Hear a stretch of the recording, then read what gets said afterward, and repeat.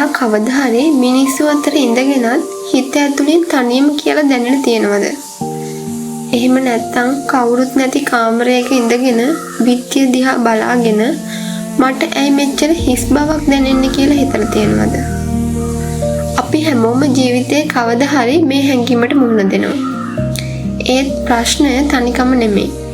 ප්‍රශ්නය තමයි අපි තනිකම ගැන හිතන විදිහ. සමාජය අපිට උගන්වලා තියෙන්නේ හැම වෙලාවෙම කාත් එක්ක හරි ඉන්න ඕනේ කියලා. හැම වෙලාවෙම කතා කරන්න කෙනෙක්, මෙසේජ් කරන්න කෙනෙක්, hina වෙන්න කෙනෙක්, ආදරය කරන්න කෙනෙක්. ඒ ජීවිතේ අමුතුම සත්‍ය තමයි අපි ඉපදෙන්නේ තනියම.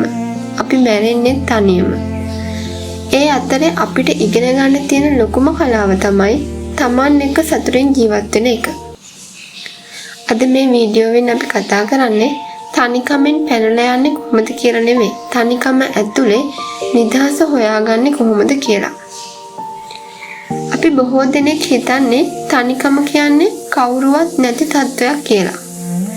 හැබැයි ඇත්ත ඒක නෙමෙයි.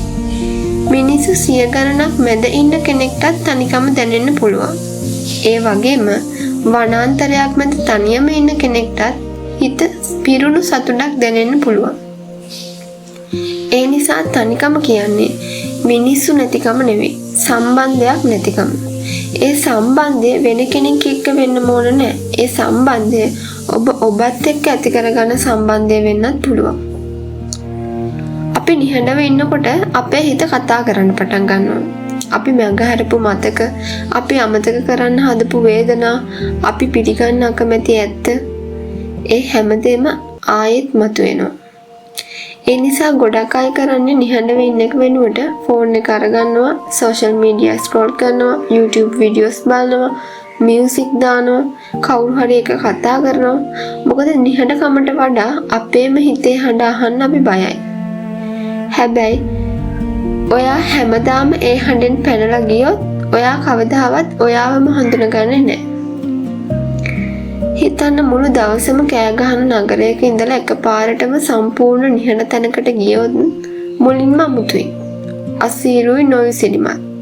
හැබැයි ටික වෙලාවකින් ඔයාට ඇහෙන්න පටන් ගන්නවා හුළඟේ සද්දේ, කුරුල්ලන්ගේ හඬ, ගස්වල කොළ හැලවෙන සද්දේ, නිහඬකම ඇතුළේ තිබුණු ලස්සන. හිතත් අන්න ඒ වගේමයි. මුලින්ම නිහඬකමට බයයි. ඒ නිහඬකමට ඉඩ දුන්නම ඔයාට ඇහෙන්න පටන් ගන්න ඔයාගේ ඇත්තම හිත. අපි හිතන්නේ තනියම රෙස්ටොරන්ට් එකකට යන එක ලැජ්ජාවක්. මූවි එකක් තනියම බලන එක අමුතුයි. කොෆි එකක් තනියම බොන එක දුකක්.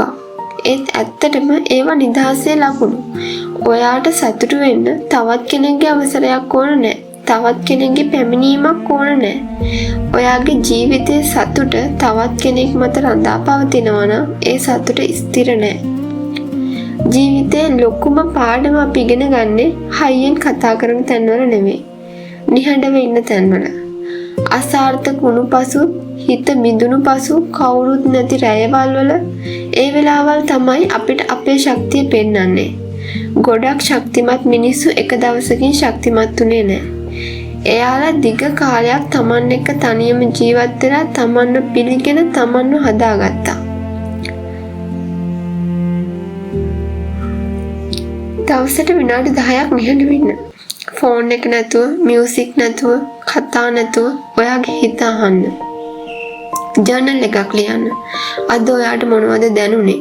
මොනවටද බය වුනේ? මොන දේවල් වලටද ස්තුති කරන්න පුළුවන් අද ඔයාට? ඔයා ලියන වචන ඔයාට ඔයාව තේරුම් ගන්න උදව් කරනවා. අනිත් දේ තමයි අලුත් දෙයක් ඉගෙන ගන්න. පොතක් කියවන්න, චිත්‍රයක් අඳින්න, සංගීතයක් ඉගෙන ගන්න, භාෂාවක් ඉගෙන ගන්න. තනිව ඉන්න වෙලාව ජීවිතේ වටිනාම ආයෝජනයක් කරගන්න පුළුවන් වෙලාවක්. ස්වභාව ධර්මයක කාලය ගත කරන්න, ගහක් යට ඉඳ ගන්න, මුහුද දිහා බලන්න, වැස්ස සුවඳ දැනගන්න. සමහර පිළිතුරු මිනිසුන්ගෙන් නෙවෙයි, ස්වභාව ධර්මයෙන් ලැබෙනවා.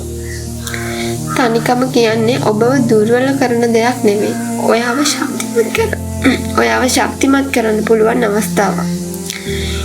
ඔබ සමග සතුටින් ඉන්න ඉගෙන ගත්ත දවසට ඔබව අතහැරලා යන මිනිස්සු නිසා ඔයාගේ මුළු ලෝකෙම කඩා වැටෙන්නේ නැහැ. මොකද ඔයාගේ ලෝකයේ වැදගත්ම පුද්ගලයා තව කෙනෙක් නෙවෙයි. ඒ ඔබමයි. ඒ නිසා ඊළඟ පාර තනියම ඉන්න වෙලාවක් ආවොත් ඒකෙන් පැනලා යන්න එපා. ඒ නිහඬ මොහොත වැළඳ ගන්න.